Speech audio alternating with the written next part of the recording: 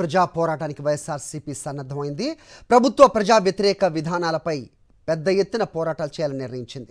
ఇప్పటికే చంద్రబాబు సర్కార్కి ఇచ్చిన 6 నెలల డెడ్ లైన్ పూర్తవడంతో కార్యరంగంలోకి దిగేందుకు వైఎస్ జగన్మోహన్ రెడ్డి రెడీ అయ్యారు. ఇందులో భాగంగా ఇవాళ పార్టీ రాష్ట్ర స్థాయి సమావేశాన్ని నిర్వహించనున్నారు. పార్టీ బలోపేతంతో పాటు చంద్రబాబు ప్రభుత్వంపై ప్రజా పోరాటం ఎలా చేయాలనే అంశంపై ఇవాళ భేటీలో ప్రధానంగా చర్చించనున్నారు వైఎస్ జగన్మోహన్ రెడ్డి. ఇదే అంశంపై అప్డేట్స్ మా కరెస్పాండెంట్ రవీందర్ ఇస్తారు. రవీందర్, చెప్పండి. సో ప్రజా పోరాటానికి సన్నద్ధం అవుతున్న నేపథ్యం కనిపిస్తోంది. ఇవాళ సమావేశంలో ప్రధాన ఎజెండా ఏంటి? అప్డేట్ చెప్పండి.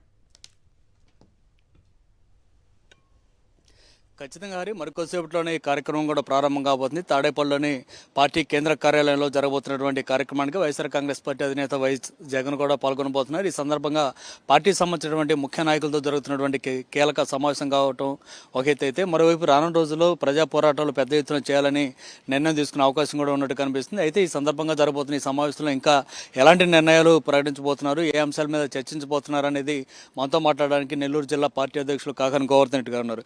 సార్, ప్రధానంగా ఈ రోజు జరగబోతున్నటువంటి సమావేశం ఉద్దేశం ఏంటి? ఏ అంశాల గురించి చర్చించబోతున్నారు?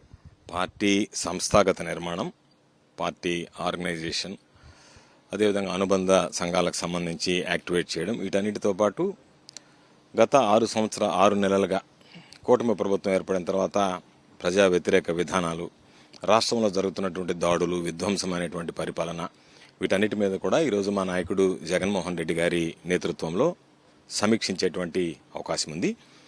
దానికి సంబంధించి ఈరోజు జిల్లా అధ్యక్షులు అందరం కూడా జిల్లా నుంచి జిల్లాలో ఉన్నటువంటి సమస్యలు, అనేక రకాలైనటువంటి సమస్యలు, ఇప్పటికే ధాన్యం కొనుగోళ్లకు సంబంధించి రైతులు పడుతున్నటువంటి ఇబ్బందులు, అదేవిధంగా రైతులను పట్టించుకోకుండా రైతులకు సంబంధించి ఏ ఒక్కటి కూడా రైతు భరోసా దగ్గర నుంచి ఏది ఇవ్వకుండా వాళ్ళని మోసం చేస్తున్నటువంటి విధానం, అన్ని రకాల రైతులకు సంబంధించి అన్ని ఇతర వర్గాలకు సంబంధించి విద్యుత్ ఛార్జీలు పెంపు, ఇసుకకు సంబంధించి మద్యం పాలసీ, బెల్ట్ షాపులు విచ్చలవిడిగా రావడం, వీటన్నిటి మీద ప్రజల్లో పెద్ద ఎత్తున చర్చ జరుగుతుంది. కాబట్టి ప్రజల మద్దతుతో ఈరోజు ప్రభుత్వం చేస్తున్నటువంటి ఈ అనైతిక కార్యక్రమాల మీద తప్పనిసరిగా రాబోయేటువంటి రోజుల్లో ఏ విధంగా నిరసన తెలియచేయాలి అనేటువంటి దాని మీద ఈరోజు చర్చించబోతున్నట్టు విషయం తెలుసు. అంటే గతంలో వైఎస్ జగన్ గారు 6 నెలల సమయం కూడా ప్రభుత్వానికి ఇచ్చారు. 6 నెలల తర్వాత ప్రజా పోరాటం చేస్తా ఉన్నారు. ప్రధానంగా ఇప్పుడు ఏ అంశాలను మీరు టేకప్ చేయబోతున్నారు?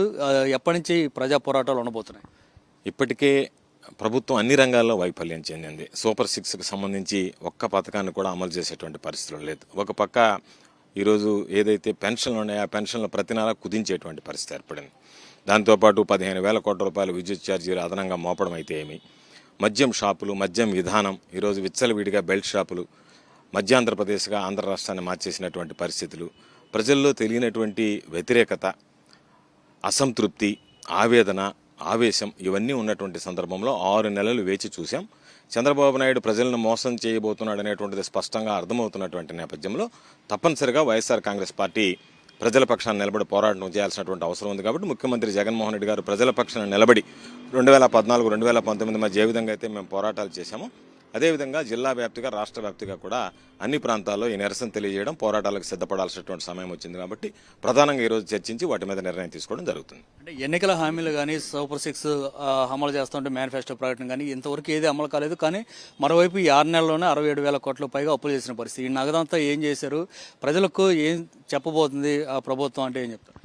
అంటే చంద్రబాబు నాయుడు నోరు తెరిస్తే అబద్ధాలు తప్ప వాస్తవాలు చెప్పడు. కాబట్టి ప్రజలకు సంబంధించి ఏదో ఒక డైవర్షన్ పాలిటిక్స్ కోసం ఉన్నటువంటి దానిని పక్కదారి మళ్లించడం, ముబ్బడిగా అప్పులు చేయడం, దాదాపుగా ఈరోజు ప్రజల గురించి ఆలోచన చేసేటువంటి పరిస్థితులు లేడు. స్వార్థ ప్రయోజనాల కోసం పనిచేస్తున్నాడు. ఈరోజు రాజధాని నిర్మాణం కోసం తన భూముల విలువలు పెంచుకోవడానికి 15,000 కోట్లు, 16,000 కోట్లు ఖర్చు పెడతాను, అవసరమైతే మరో 15,000 కోట్ల రూపాయలు తెచ్చి అభివృద్ధి చేస్తానని చెప్పేటువంటి చంద్రబాబు ప్రజలకు సంబంధించి, పేదలకు సంబంధించి ఏదైతే ఎన్నికలకు ముందు ఇచ్చినటువంటి హామీలను నిలబెట్టుకోకుండా అమరావతి మీద దృష్టి కేంద్రీకరించడం అంటేనే తన రాష్ట్ర ప్రయోజనాలను విస్మరించి స్వార్థ ప్రయోజనాల కోసం పనిచేస్తున్నాడు అనేటువంటిది స్పష్టంగా అర్థమవుతుంది.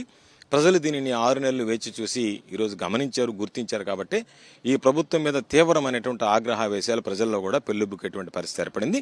దానికి మద్దతుగా వైఎస్ఆర్ కాంగ్రెస్ పార్టీ ప్రజలకు అండగా నిలిచి ఈ పోరాటాలను ఉధృతం చేసి ప్రభుత్వం మెడలు వంచి ఇచ్చినటువంటి హామీలను నిలబెట్టేటువంటి విధంగా చర్యలు తీసుకోవడం జరుగుతుంది. అంటే ప్రజా పోరాటాలకు సంబంధించి ఎప్పటి నుంచి మీరు చేయబోతున్నారు ఏంటనేది ఇవన్నీ కూడా ఈ రోజు జరగబోతున్న సమావేశంలో నిర్ణయించే అవకాశం కనిపిస్తుందా?